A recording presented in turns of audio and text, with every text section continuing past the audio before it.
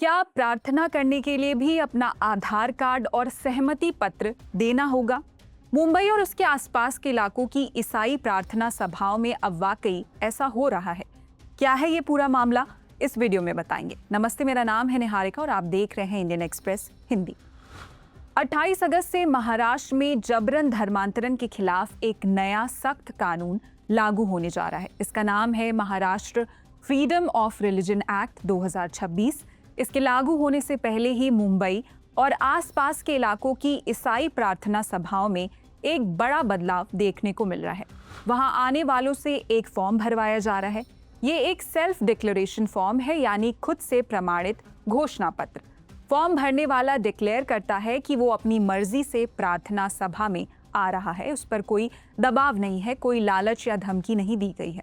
Form के साथ passport size photo, आधार या पैन नंबर भी लिया जा रहा है। पादरी इसे किसी कानूनी पचड़े से बचने के लिए इंश्योरेंस की तरह देख रहे हैं। सेल्फ डिक्लेरेशन फॉर्म में क्या क्या बताना है, इसे पॉइंट्स में देख लीजिए। व्यक्ति अपनी मर्जी से चर्च आते हैं, वो अपनी स्वतंत्र इच्छा से प्रार्थनाओं में भाग लेते हैं। उनका प्रार्थना में शामिल होना उनकी धार्मिक आज़ादी का हिस्सा है।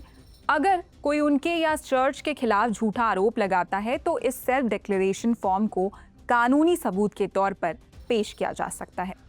अब तक कोई भी इंसान प्रेयर मीटिंग में आ सकता था, तो अब अचानक ये फॉर्म क्यों भरवाया जा रहा है? इंडियन एक्सप्रेस की रिपोर्टर पूर्णिमा शाह ने इस विषय पर एक रिपोर्ट की है। इसके मुताबिक पिछले 5 महीनों में MMR यानी मुंबई मेट्रोपॉलिटन रीजन में प्रार्थना सभाओं में रुकावट डालने की कई घटनाएं हुई हैं। मुंबई मेट्रोपॉलिटन रीजन में 9 नगर पालिकाएं हैं। इनके नाम है ग्रेटर मुंबई, थाने, कल्याण, डोंबिवली, नवी मुंबई, उल्लासनगर, भिवंडी, निजामपुर, वसई, विरार, मीरा भाईंदर और पनवेल। इसके अलावा 9 नगर परिषदें और 1000 से ज्यादा गांव भी इसमें आते हैं। अप्रैल से जुलाई के बीच ऐसी 5 घटनाओं से जुड़ी 9 FIR दर्ज की जा चुकी हैं। ध्यान देने वाली बात यह है कि 9 में से 7 FIR प्रार्थना कराने वालों और प्रार्थना में आने वालों के खिलाफ है, जबकि 2 FIR बजरंग दल के सदस्यों के खिलाफ है। अब ये जानिए कि चर्चों में किस तरह का माहौल है और पादरी क्या कह रहे हैं। स्टीवन रोजारियो विरार के न्यू होप चर्च के पादरी हैं।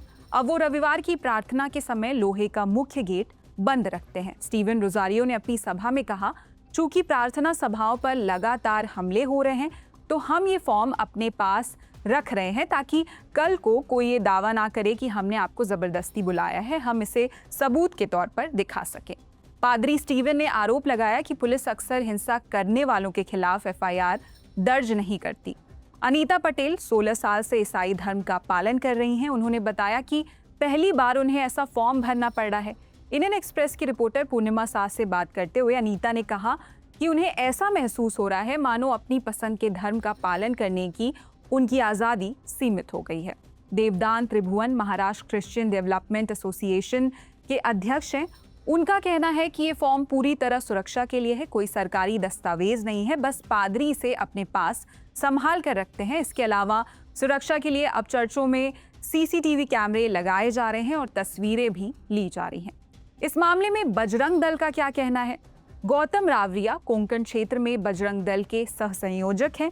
उनका दावा है कि वो कानून के दायरे में काम करते हैं। गौतम रावरिया के मुताबिक वो सोशल मीडिया पर प्रार्थना सभाओं की निगरानी करते हैं और पुलिस को जानकारी देते हैं। उनका आरोप है कि कुछ प्रार्थना समूह पहले कमजोर परिवारों की मदद करते हैं, फिर उन्हें धर्म बदलने के लिए बढ़ावा देते हैं।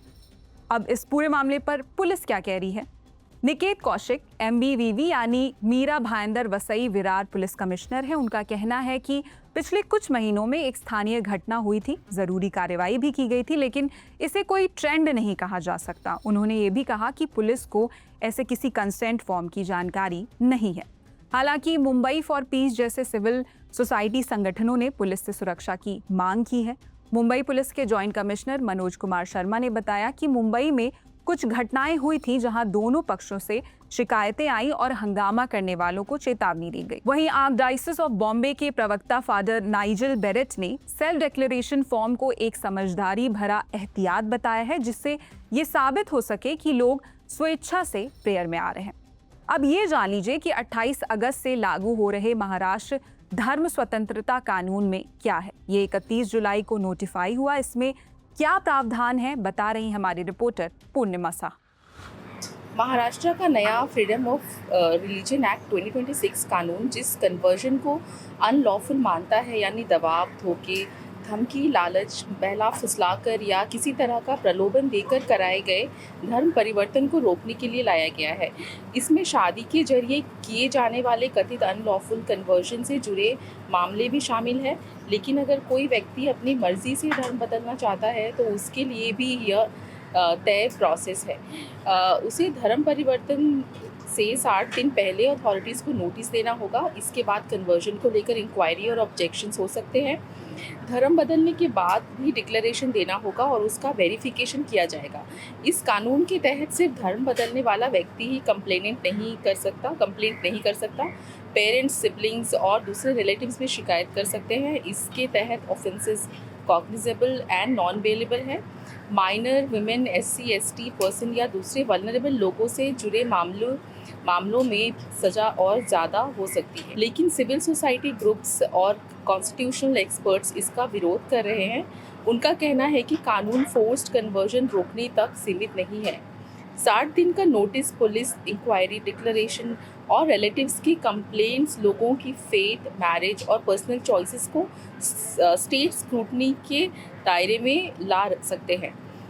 उनका यह भी कहना है कि ज़बरदस्ती, फ्रॉड और धमकी जैसे मामलों से निपटने के लिए पहले क्रिमिनल लॉज ऑलरेडी मौजूद हैं और महाराष्ट्र में बड़े पैमाने पर फोर्स्ड कन्वर्जन होने का क्रेडिबल डेटा भी सरकार ने अभी तक सामने नहीं रखा है।